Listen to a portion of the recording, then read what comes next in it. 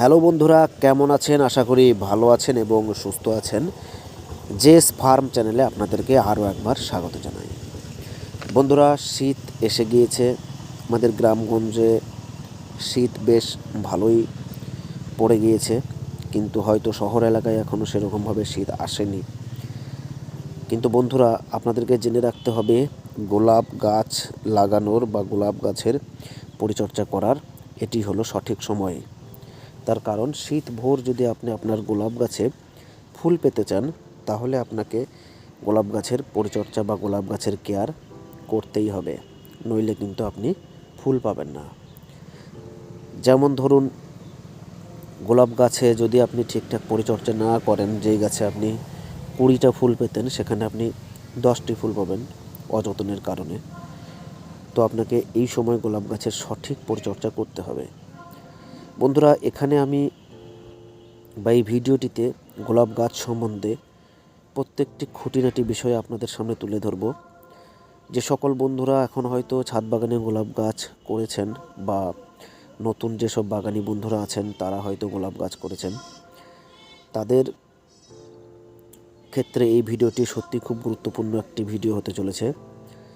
এবং যে সকল বন্ধুরা মাটিতে গোলাপ গাছ করছেন, অর্থাৎ টবের মধ্যে মাটি দিয়ে গোলাপ গাছ করছেন, তাদের জন্য ভিডিওটি অত্যন্ত গুরুত্বপূর্ণ একটি ভিডিও হবে। এই গোলাপ গাছ সম্বন্ধে প্রচুর টিপস আপনি এই ভিডিও জুড়ে পাবেন। অর্থাৎ গোলাপ গাছ সম্বন্ধে কী ধরনের মাটি লাগবে, কেমন ধরনের খাবার ব্যবহার করবেন, প্রচুর ফুল পেতে গেলে কী কী ধরনের পদক্ষেপ আপনার গ্রহণ করবেন, প্রত্যেকটি বিষয়ে এই ভিডিওটিতে আপনাদেরকে আমি স্টেপ বাই স্টেপ তুলে ধরব। তো তাই বন্ধুরা, ভিডিওটি না টেনে সমগ্র ভিডিওটি দেখুন এবং সঙ্গে থাকুন, তাহলে গোলাপ গাছ নিয়ে আর আপনাদের কোনো রকম প্রশ্ন থাকবে না। এই ভিডিওটির শেষে আমি কথা দিচ্ছি, এই ভিডিওটি শেষে গোলাপ গাছ নিয়ে কোনো রকম প্রশ্ন আপনাদের আর থাকবে না। তো চলুন বন্ধুরা, আজকে আমরা দেখে নিই। বন্ধুরা, এখানে দেখতে পাচ্ছেন আমার দাদা একটি গোলাপ গাছের স্প্রুনিং করছে, অর্থাৎ কাটাই ছাঁটাই করছে, বাংলায় যেটাকে বলে। তো গোলাপ গাছের কাটাই ছাঁটাই খুবই একটি গুরুত্বপূর্ণ বিষয়। তো এখন যেহেতু শীত এসে গিয়েছে, তো আমরা গোলাপ গাছের কাটাই ছাঁটাই করতে পারি, কিন্তু সেরকমভাবে নয়। অর্থাৎ আপনাকে ব্রাঞ্চ দেখে দেখে কিন্তু কাটাই ছাঁটাই করতে হবে। যেই ব্রাঞ্চটিতে অর্থাৎ ফুলের কলি আসতে লেগেছে, মুকুল আসতে লেগেছে, তো সেই ব্রাঞ্চটিকে আপনাকে কাটলে হবে না। যে সকল ব্রাঞ্চ 1-2টি ব্রাঞ্চের মধ্যে দিয়ে বেরিয়ে গেছে, গাছটিকে জঞ্জাল করে ফেলছে, সেই সব ব্রাঞ্চগুলিকে আপনাকে কেটে ফেলতে হবে। এবং ডেড হেডেড যেসব ব্রাঞ্চগুলি আছে, অর্থাৎ গোলাপ ফুল এসেছিল, ফুটেছিল এবং এখন ফুলটি শুকিয়ে গেছে, সেই ধরনের ডালকে আপনাকে ছেঁটে ফেলে দিতে হবে। তো ডালটিকে আপনাকে নির্বাচন করতে হবে। তো আপনাকে আমি যে টিপসগুলি দিয়ে দিচ্ছি, আপনি মাথায় রাখলে হয়তো আপনার কাটাই ছাঁটাই করতে সত্যি সুবিধে হবে। নিচের থেকে যদি কোনো এলা ডাল বের হয়, সেটিকে আপনাকে কেটে ফেলতে হবে। 2টি ডালের মধ্যে দিয়ে যদি কোনো ডাল এদিক ওদিক দিয়ে চলে যায়, সেই ডালটিকে আপনাকে ছেঁটে ফেলতে হবে। ছাঁটবেন না কোন ডালগুলিকে, যে ডালগুলিতে চোখ ফোটার সম্ভাবনা আছে, সেই ডালগুলিকে আপনি ছেঁটে ফেলবেন না। এবং ছেঁটে ফেলবেন ডেড যেসব গাছগুলো আছে, অর্থাৎ যেসব ব্রাঞ্চের মাথাটি মরে গিয়েছে, সেই ধরনের ডালকে আপনি ছেঁটে ফেলবেন। তো এই ধরনের ডালগুলিকে ছাঁটবেন এবং ছাঁটবেন না। তো চলুন এরপর আমরা দেখে নিই যে এই গোলাপ গাছটি প্রায় 2 বছরের পুরনো। এই গোলাপ গাছটির বয়স প্রায় 2 বছর, কিন্তু দেখে মনে হবে না যে এটি 2 বছরের। প্রচুর পরিমাণে ফুল আসে এবং এটি তাজমহল প্রজাতির একটি গোলাপ। তো এই গোলাপ গাছের আপনি যখনই পরিচর্যা করবেন, আপনাকে এলা ডাল কিন্তু খেয়াল রাখতে হবে। এলা ডাল যদি নিচের থেকে বেরিয়ে যায়, আপনার গাছের সমস্ত খাবার খেয়ে নেবে এবং এই গাছটাকে দুর্বল করে দেবে।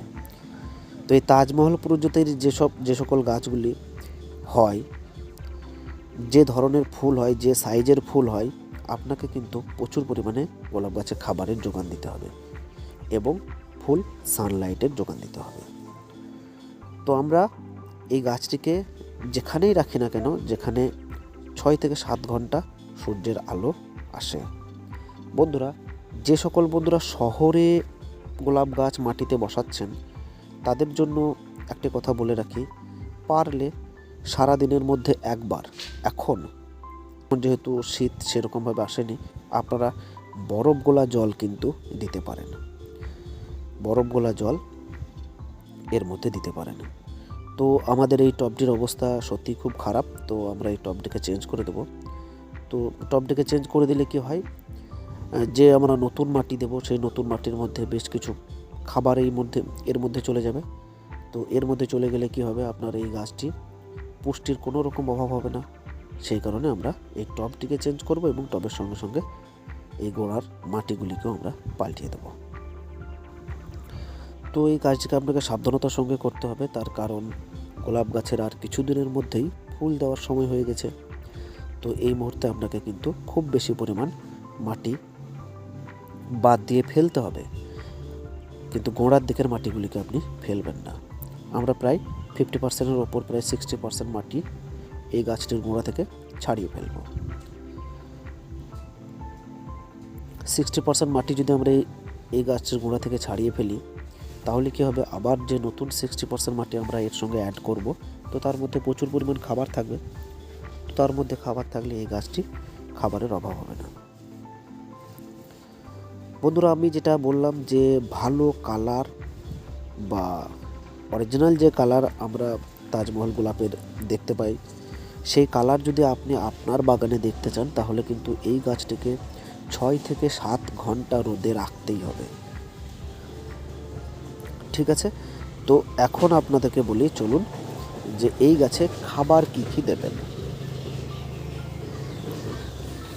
বন্ধুরা, এই গাছে মাটি যখন আপনি তৈরি করবেন, প্রত্যেকটি জিনিস আপনারা জৈব আকারে দেবেন, অর্থাৎ নিমখোল, শিং চাঁচা এবং যে কোনো ধরনের কম্পোস্ট সার, সেটা ভার্মি কম্পোস্ট হোক বা কাউডাং কম্পোস্ট হোক, যে কোনো ধরনের কম্পোস্ট সার আপনারা কিন্তু এর মধ্যে ব্যবহার করবেন। পরিমাণটি এরকমভাবে দেবেন, প্রায় 50% মাটি নেবেন, 25% বালি এবং 25% যে কোনো ধরনের কম্পোস্ট, এবং তার সঙ্গে 2 চামচ নিমখোল, 2 চামচ শিং চাঁচা দিয়ে মাটিটিকে তৈরি করবেন। এইভাবে মাটিটিকে তৈরি করার পরে আমরা এই গাছটিকে বসিয়ে দেব। এই গাছটিকে ঠিকঠাকভাবে পুরনো টব থেকে বের করার পরে আমরা আরও কিছু মাটি এর থেকে ছাড়িয়ে নেব এবং শুধুমাত্র এর মেন যে সব শেকড় আছে সেইগুলিকে রেখে সাইডের কিছু শেকড় যদি বা ছিঁড়ে যায়, কোনো রকম অসুবিধে নেই, সেরকম অবস্থায় আমরা গাছটিকে নিয়ে আসব। তারপর গাছটিকে আমরা নতুন মাটিতে বসাবো। বন্ধুরা, এরপর গাছের আমাদের খাবার কি হওয়া দরকার, আমি নিজে হাতে কলমে প্রমাণ পেয়েছি এবং আপনারাও সেই খাবার ব্যবহার করবেন। যে সর্বপ্রথম প্রতি সপ্তাহে আপনারা প্লেন সর্ষের খোলগোলা জল দেবেন। সপ্তাহের শেষের দিকে সেই খোল জলে আপনারা 1 চামচ ডিএপি এবং 1/2 চামচ ফসফেট এবং 1 চামচের 4 ভাগের 1 ভাগ লাল পটাশ ব্যবহার করবেন। সবগুলিকে একসঙ্গে মিশিয়ে নিয়ে গুলে তারপর সেই তরলটি করবেন। আপনারা 15 দিন এরকমভাবে খাবার দিতে থাকুন। তারপর গাছের মধ্যে দেখতে পাবেন যে নতুন কিছু ব্রাঞ্চ আসতে লেগেছে। যেই সময় নতুন কিছু ব্রাঞ্চ আসতে লাগবে, সেই সময় আপনাকে সর্ষের খোলগোলা জলটিকে একটুকু গাঢ় করে দিতে হবে, অর্থাৎ একটু মোটা করবেন। সেই সময় আবার 15 দিন একটু মোটা করে সর্ষের খোলগোলা জল দেবেন। সেই সময় কিন্তু আর কোনো রকম ডিএপি কিংবা ফসফেট ব্যবহার করবেন না। বন্ধুরা, অনেকেই হয়তো বলে যে এই গাছে ম্যাগনেসিয়াম, অ্যাগ্রোমিন ম্যাক্স বা বেবিস্টন মাটিতে ব্যবহার করতে।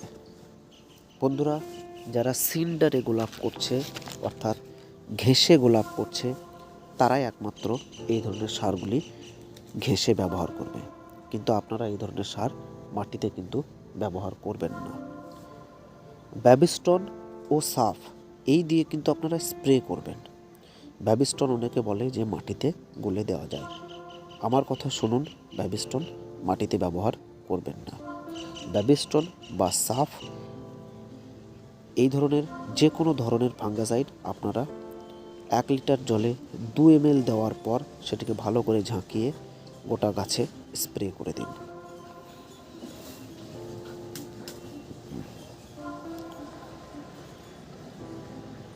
দেখতে পাচ্ছেন বন্ধুরা, আমাদের এই টবটি ছিদ্রের অভাব নেই, তো অতএব এই ছিদ্রগুলি আমরা জাস্ট কিছু মোটা নুড়ি পাথর দিয়ে আমরা বন্ধ করে দেব এবং তারপর অল্প পরিমাণ বালি দিয়ে আমরা একটা লেয়ার তৈরি করে নেওয়ার পরে আমরা এর মধ্যে মাটি দিতে পারবো।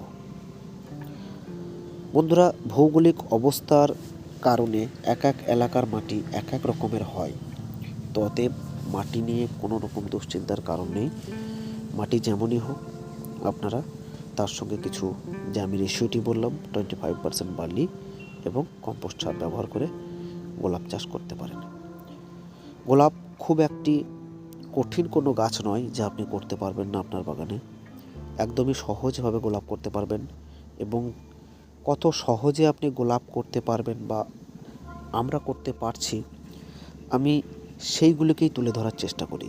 অর্থাৎ কোনো রকম জটিলতা থাকবে না, অতি সরল এবং সহজভাবে বাগানে কিছু গোলাপ ফোটানোর পদ্ধতি আমি সকলের সামনে তুলে ধরার চেষ্টা করি। তো বন্ধুরা, আমার ভিডিও যদি আপনাদের ভালো লাগে অবশ্যই লাইক করবেন এবং অন্যকে দেখার সুযোগ করে দেবেন, এবং চ্যানেলটি যদি আপনাদের ভালো লাগে তো অবশ্যই আমার চ্যানেলটিকে সাবস্ক্রাইব করবেন। তো চলুন বন্ধুরা, রোগ ব্যাধি সম্বন্ধে এই গোলাপ গাছের কিছু তথ্য আমরা জেনে নিই। আমি বললাম ব্যাবিস্টন কিংবা সাফ যদি আপনারা কন্টিনিউ 7 দিন 2 বার করে ব্যবহার করতে পারেন, অর্থাৎ সপ্তাহে 2 দিন করে যদি আপনারা ব্যবহার করতে পারেন, সপ্তাহের প্রথম দিকে একবার, শেষের দিকে একবার, তাহলে আপনাদের এই গোলাপ গাছে কোনো রকম সমস্যা আসবে না।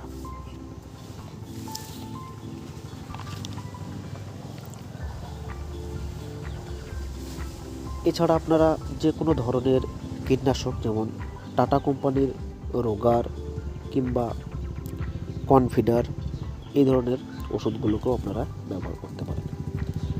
আর একটি গুরুত্বপূর্ণ যে ওষুধ যে আপনাকে ব্যবহার করলে খুবই উপকার পাবেন সেটি হলো সুপার সোনাটা।